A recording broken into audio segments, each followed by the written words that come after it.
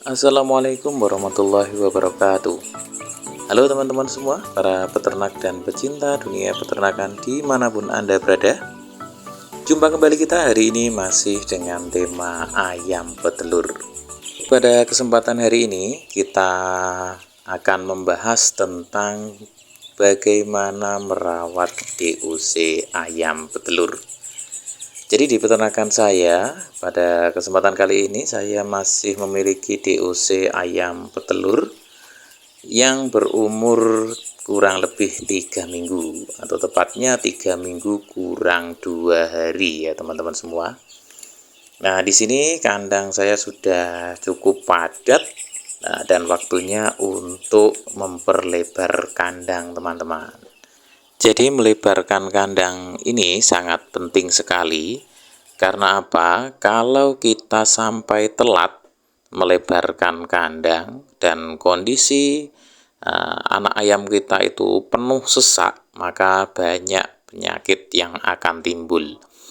Penyakit yang akan timbul utamanya adalah cekreh ya. Itu memang penyakit yang menurut kita tidak begitu berbahaya ya teman-teman ya.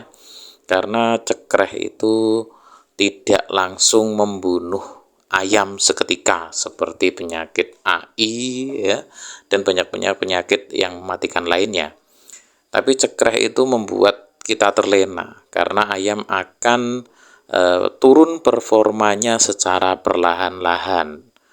Indikasinya nanti setelah cekreh itu nanti ayam akan nafsu makannya turun, kemudian jadi kurus ya, baru kematian. Nah, kematian itu adalah resiko terbesarnya. Tapi resiko yang lain juga adalah kurus itu.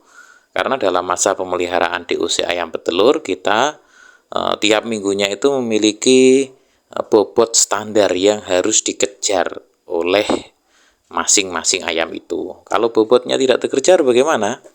Nah, nanti akan berpengaruh pada saat dia dewasa. Tentunya bisa berpengaruh juga pada perkembangan rangka ya, dan juga perkembangan organ-organ reproduksinya, sehingga produksinya nanti kurang maksimal teman-teman ya.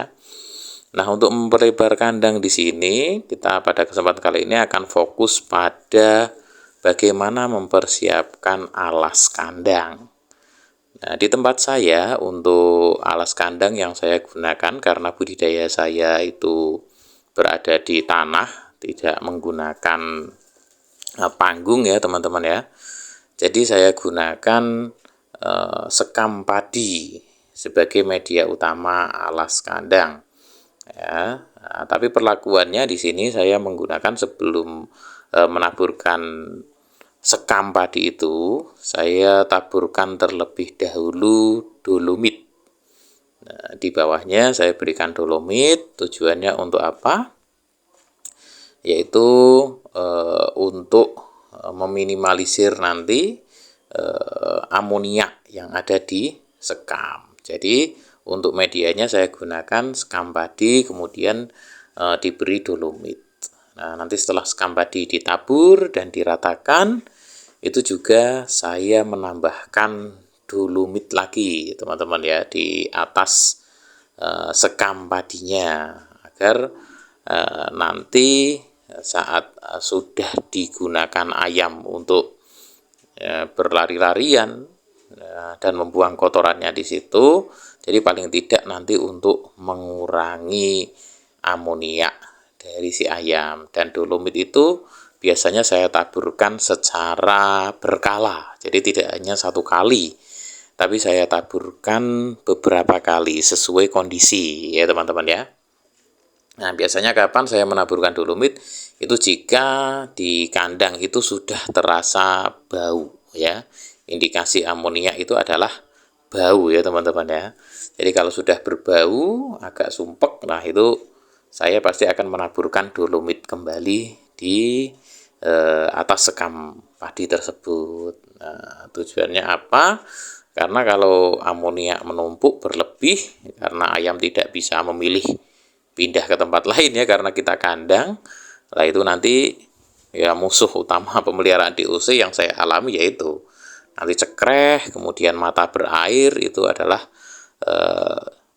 hasil dari amonia, timbunan amonia di sekam padi. Makanya kita kalau pemeliharaan ayam kita di bawah seperti ini, di tanah, di mana sekam padi digunakan sampai akhir, lah itu perlakuan pada alas kandang itu sangat penting sekali ya. Dan juga tidak lupa ya, disemprotkan desinfektan ya. Jadi disinfektan di sekam padi yang baru agar nanti kalau ada bibit penyakit yang terbawa dari luar itu bisa kita minimalisir teman-teman, agar DOC kita tetap sehat.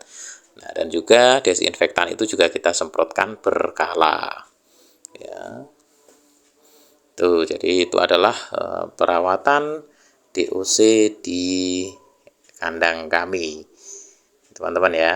Nah, untuk teman-teman semua yang sudah memiliki pengalaman beternak, mungkin bisa sharing di bawah bagaimana perawatan alas kandang di kandang teman-teman semua. Atau mungkin ada yang punya inovasi terbaru yang bisa dibagikan di kolom komentar. Silahkan ya, kita diskusi bersama di kolom komentar agar kita bisa saling berbagi ilmu dan wawasan kita bertambah dalam membudidayakan ternak. Ini bukan hanya dapat digunakan untuk budidaya ayam petelur ya teman-teman ya, tapi dapat juga digunakan untuk budidaya ayam kampung ya, seperti Elba, Kup ya, kemudian ayam kuntara dan yang lain sebagainya. Metode seperti ini dapat digunakan untuk semua jenis ayam. Terima kasih teman-teman, mungkin itu saja yang dapat kita bahas di video kali ini. Untuk yang selanjutnya, jika ada pertanyaan silahkan bisa ditulis di kolom komentar, kita diskusi di sana. Kurang lebihnya mohon maaf. Sekian, Assalamualaikum warahmatullahi wabarakatuh.